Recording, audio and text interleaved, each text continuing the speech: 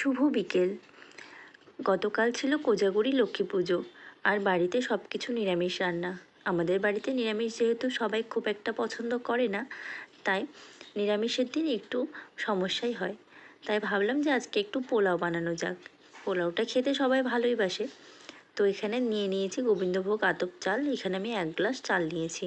এটা আমাদের বাড়িরই চাল।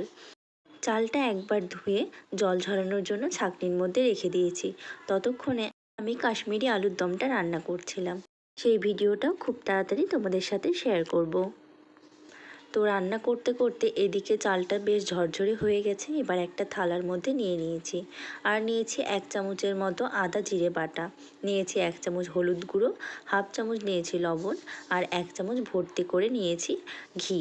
এবার হাত দিয়ে ভালো করে মেখে নিচ্ছি। সুন্দরভাবে চালটাকে হাত দিয়ে মেখে বেশ সুন্দরভাবে ছড়িয়ে রাখবো। ও হ্যাঁ, আমি এখানে গরম মশলা গুঁড়োটা দিতে ভুলে গেছিলাম। গরম মশলা গুঁড়ো দিয়েছি 1 চামচ, দিয়ে ভালো করে সুন্দরভাবে চালটার সাথে মেখে নিয়েছি। এবার চালটাকে আমি এখানে থালার মধ্যে একটু ছড়িয়ে রেখে দেবো, যাতে চালটা সুন্দরভাবে ঝরঝরে হয়ে যায়। এবার ওভেনে কড়াই বসিয়ে দিয়েছি, আর দিয়েছি সাদা তেল আর ঘি সম পরিমাণে। আর দিয়েছি এর মধ্যে চিনেবাদাম, কাজু বাদাম আর কিশমিশ, এগুলো ভেজে তুলে নিচ্ছি। এবার ফোড়নে দিয়ে দিয়েছি তেজপাতা আর গোটা গরম মশলা আর একটা শুকনো লঙ্কা।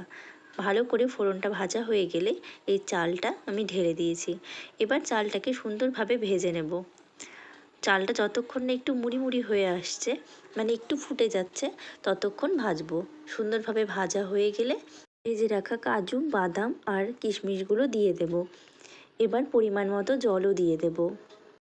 আমি যেহেতু এখানে 1 গ্লাস চাল নিয়েছি, তাই আমি এখানে 2 গ্লাস জল দিয়েছি। জলটাকে আগে থেকে গরম করে রেখেছিলাম। এবার গরম জলটা এর মধ্যে ঢেলে দেব। ঢেলে দিয়ে ভালো করে মিশিয়ে নেব। এবার ঢাকা দিয়ে দেব সেদ্ধ হওয়ার জন্য।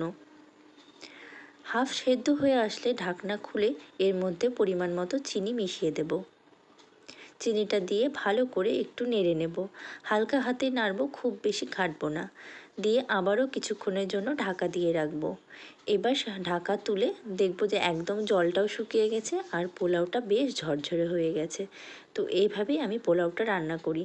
তোমাদের কেমন লাগলো রেসিপিটা অবশ্যই কমেন্ট করে জানিও। আজকের মতো তাহলে আসি, নতুন একটা ভিডিওর সাথে আবারও খুব তাড়াতাড়ি দেখা হচ্ছে। ততক্ষণের জন্য টাটা।